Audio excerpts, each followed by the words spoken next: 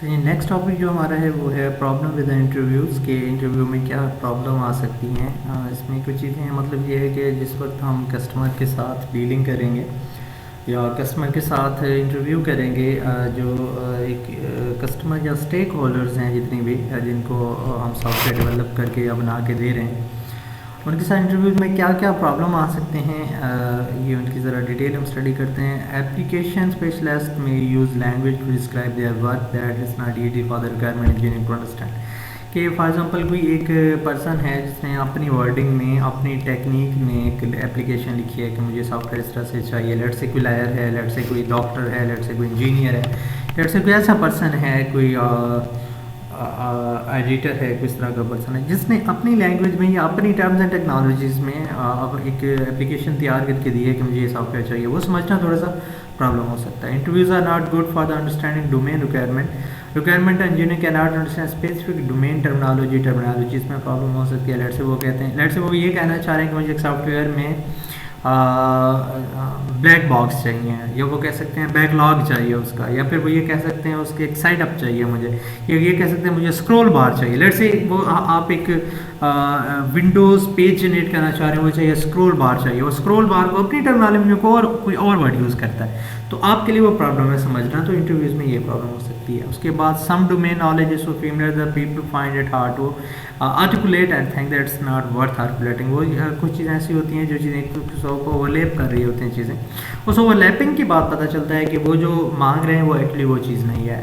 उसके बाद एथनोग्राफी क्या चीज़ है। एथनोग्राफी में social scientists spends a considerable time observing analysis how people actually work।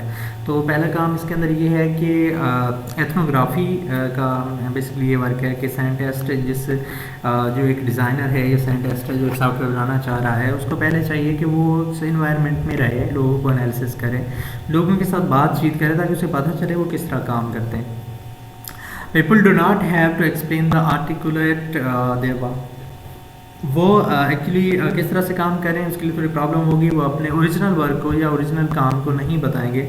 Social and organizational factors are importance may be observed. उसके बाद social organisational क्या behaviours हैं, क्या फैक्टर्स हैं, उनको भी देख सकता है। Ethnographical studies have shown that the work is usually richer the more complex this is just a simple system model. Ethnographic जो सिस्टम बनाया जाएगा वो कदरे अच्छा होगा। क्यों? जब आप उसके एक एनवायरनमेंट के अंदर पहले जाके रहेंगे, उसको स्टडी करेंगे, तो आपको पता चलेगा इसको किस तरह से हमने डील करना है। Scope of ethnography requirement that are derived from the way that people actually work rather than the way I with process definition suggested that the people may work they ought to work। मतलब ये है कि वो कहता है कि actually उनके काम को समझना लोगों के जिसके लिए आप सॉफ्टवेयर बनाना चाह रहे हैं वो ज़्यादा बेहतर है एज़ कम्पेयर टू दोस्त के जिसके ऊपर आप सजेस्ट करते हैं कि वो ऐसे काम करते हैं। फॉर एग्जाम्पल मैं कहता हूँ कि स्विमर जो है इस तरह से स्विम करता है, अगर कोई पर्सन उसको स्विमिंग एनवायरनमेंट में जाके देखता है तो वो एथनोग्राफी ज़्यादा इम्पैक्ट रखती है, वो ज़्यादा बेहतर बता सकता है। Requirement that are drive from the cooperation and awareness of the peoples activity.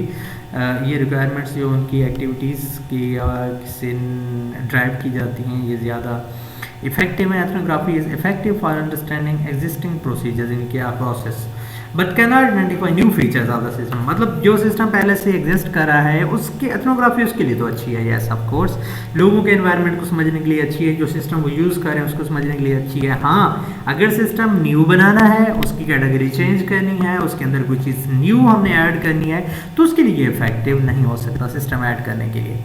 ठीक है। फोकस्ड एथनोग्राफी क्या होगी? Developed in a project studying their traffic control process combine ethnography with prototyping. हाँ जी, फंक्शन किस तरह से कोई एक सॉफ्टवेयर काम करता है, उसके साथ एथनोग्राफी मतलब सिस्टम किस तरह से काम कर रहा है और लोग किस तरह से काम करते हैं, दोनों को आपस में कंबाइन कर दें तो आप एक अच्छा रिजल्ट ले सकते हैं। इसके ऊपर आप फोकस करें that will be good. Prototyping development results in answer questions with focus on ethnography analysis. Different बात है, बहुत सारी ऐसी चीज़ें जो सिस्टम की एनालिसिस में आपको पता चलती हैं, जो आपके लिए वो क्वेश्चंस इराइज होते हैं, वो आप एथनोग्राफी या लोगों के साथ डील करते हुए आंसर कर सकते हैं, या फिर लोगों के साथ मिलकर जो क्वेश्चंस आपको आपके माइंड में आते हैं वो सिस्टम की कॉन्फ़िगरेशन देख के या उसकी प्रोटोटाइपिंग देख के आपको पता चल सकता है।